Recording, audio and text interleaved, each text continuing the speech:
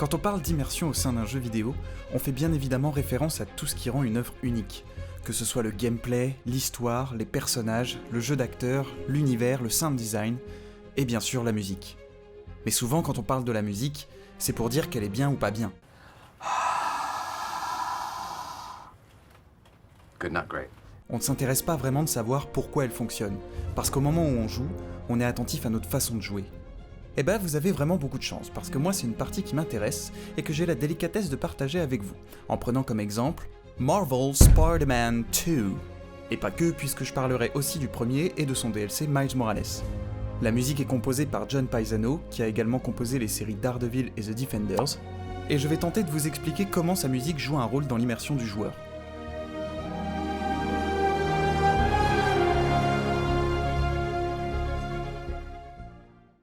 Ok, mais du coup, ça marche comment une musique de jeu vidéo ?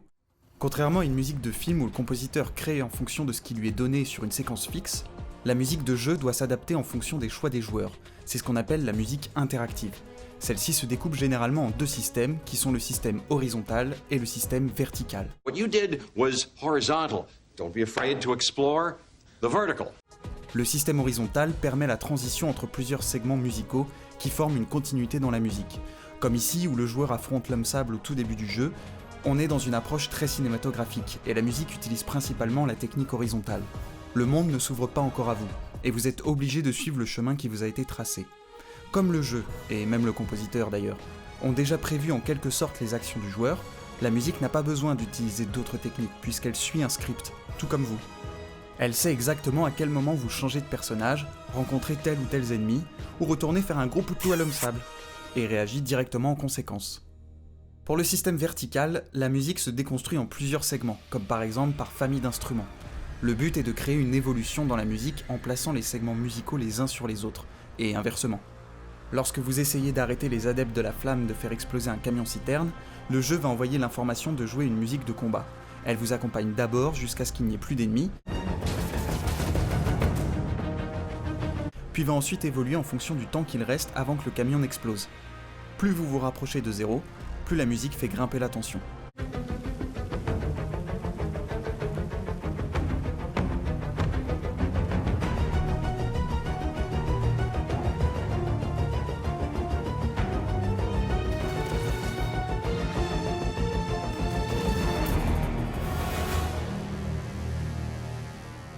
Mais le jeu ne s'arrête pas là dans l'utilisation de la musique interactive. Vous l'aurez sans doute remarqué, mais vous passez la majeure partie du temps à vous balancer avec grâce et majesté dans la ville. Majesté ! Ou pas. Et John Paisano affirme que le joueur a un grand contrôle sur la musique, sans même qu'il le sache. Et ça, vous le saviez pas.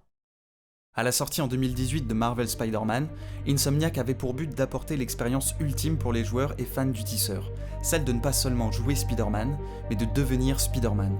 L'équipe audio a apporté une attention particulière à la musique dans les phases de balancement pour que le joueur modifie l'évolution de la musique. Rob Goodson, le monteur audio du jeu, explique que le système de musique traque un nombre de variables qui déterminent l'intensité de la musique, en prenant en compte l'altitude du joueur, sa vitesse et le temps qu'il passe à se balancer. Chaque morceau de musique comprenant 3 niveaux d'intensité qui transitent entre l'un ou l'autre. Ça c'est le premier niveau.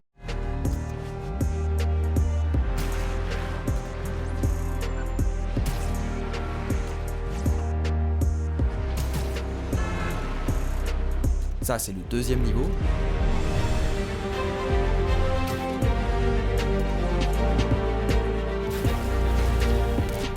Et ça, c'est le troisième niveau.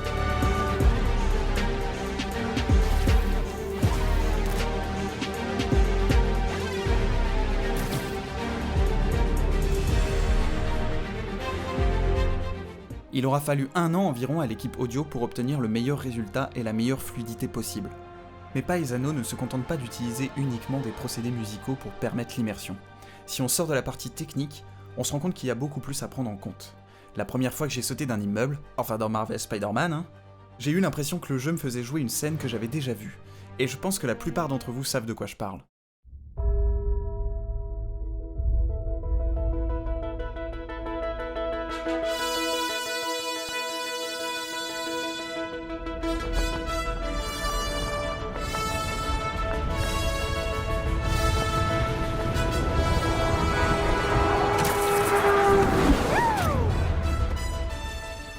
C'est quelque chose qui ne vous aura pas échappé, mais le studio joue sur la nostalgie pour permettre l'immersion, et vous offre enfin la possibilité de recréer certains passages que les films ont su mettre en avant.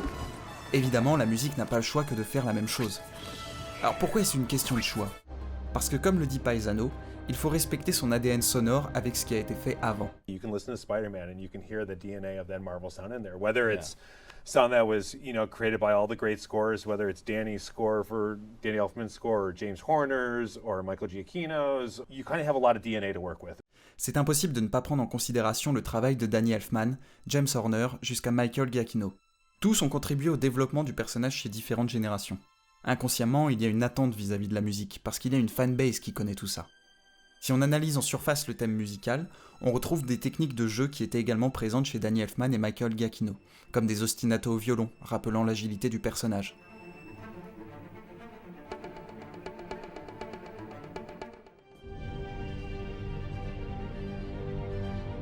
On retrouve également les chœurs que l'on entendait encore une fois chez Elfman, mais également chez James Horner.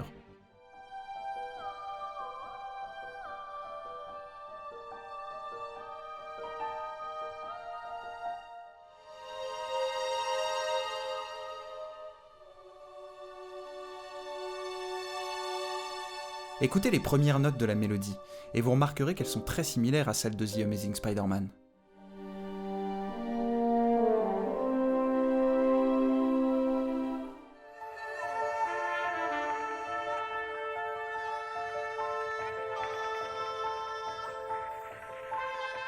Et c'est pareil pour Miles.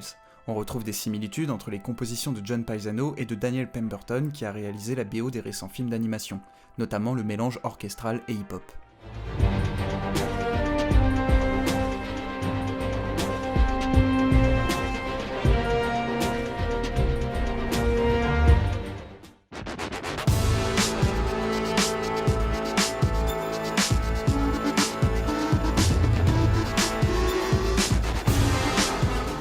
En travaillant autour d'un ADN, la musique va par la suite permettre plus facilement une immersion par l'identification. Spider-Man, c'est le personnage auquel on peut s'identifier facilement. Peter et Miles connaissent des problèmes qu'on a peut-être connus dans notre vie. Ce sont des personnages dont la vie personnelle est plus importante que la vie de super-héros qui les a choisis. À cela, l'équipe du jeu a préféré construire la musique en prenant le point de vue de l'être humain. Ce n'est pas le thème de Spider-Man que vous entendez tout au long du jeu, c'est le thème de Peter et le thème de Miles. Paisano a avant tout approché la musique du côté émotionnel. Les deux thèmes principaux commencent par vous présenter Peter par le corps qui joue la mélodie.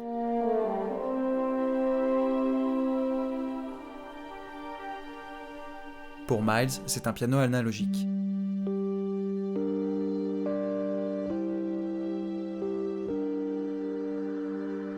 Petit à petit, la musique évolue, les instruments s'introduisent pour construire un orchestre et se termine de façon similaire par un piano solo.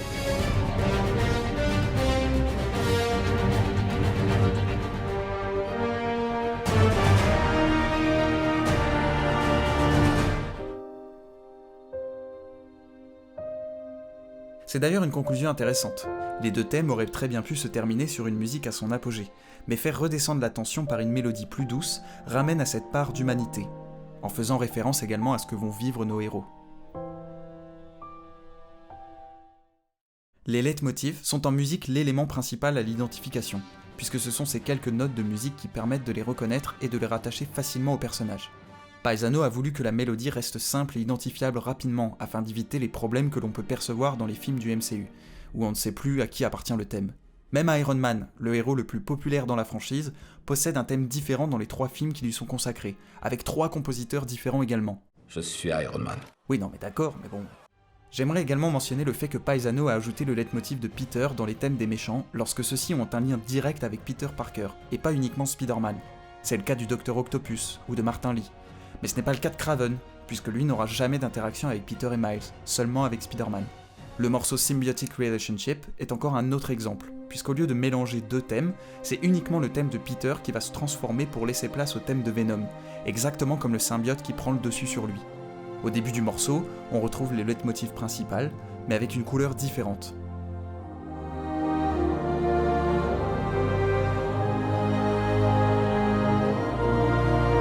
On y ressent une espèce de découverte de Peter face à ses nouveaux pouvoirs, un allié qui va lui permettre de battre ses ennemis.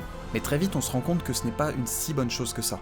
La mélodie qui s'ensuit est accompagnée par des sonorités électroniques, des pads au caractère agressif qui viennent transformer la mélodie, la dénaturer progressivement, et qui finissent par prendre le pas sur l'ensemble des instruments.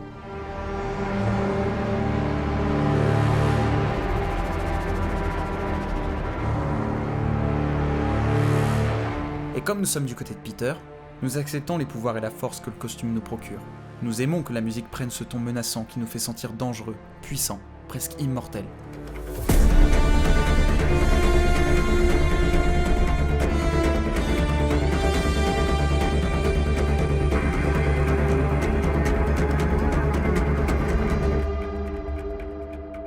Une bonne musique de jeu vidéo, c'est une musique qui apprend à interagir avec le joueur et le monde dans lequel il progresse, qui développe un langage avec lui pour l'accompagner, le guider, l'avertir et le gratifier. C'est un personnage à part entière qui vous suit du début à la fin et qui restera toujours votre allié. Une excellente musique de jeu vidéo, c'est celle qui, en plus de tout ça, nous apporte toutes sortes d'émotions et nous fait ressentir ce que les personnages ressentent, nous fait parfois prendre conscience que le monde dans lequel nous sommes se transforme, en bien ou en mal, et c'est souvent pire quand cette évolution est due à nos actions. La musique de Marvel Spider-Man est mémorable. Pas uniquement dans son thème qui est devenu reconnaissable et qui pourra vous rester dans la tête, mais parce qu'au moment où vous réécouterez la musique, vous serez de nouveau transporté dans les passages du jeu. Mais on pourrait également lui reprocher d'être peut-être trop cinématographique et pas assez interactive, d'être un simple fond sonore à certains moments comme les séquences de mini-jeux, ou le fait que la technique adaptative lors des balancements sont moins travaillées dans le deuxième jeu que dans le premier. Néanmoins, on peut affirmer que John Paesano contribue de manière conséquente à l'immersion des joueurs et joueuses. La musique a su prendre une place importante et omniprésente dans cette expérience, et se montrer encore plus efficace que certains films Marvel. J'espère que cette vidéo vous aura plu, moi en tout cas j'ai pris beaucoup de plaisir à la réaliser. La musique dans le jeu vidéo est un sujet que je voulais aborder depuis quelques temps, et je vous remercie d'avoir regardé et écouté mon propos. Évidemment, tout ceci est subjectif et reste une tentative d'explication par des recherches et des connaissances personnelles. J'espère simplement que vous aurez appris des choses et que votre expérience sera différente la prochaine fois que vous jouerez ou rejouerez au jeu. N'hésitez pas à liker et à partager la vidéo autour de vous, ce qui sera très utile pour le développement de mon contenu pour lequel je réserve encore beaucoup de sujets. Sur ce, je vous dis à très vite, et d'ici là, portez-vous bien. Salut!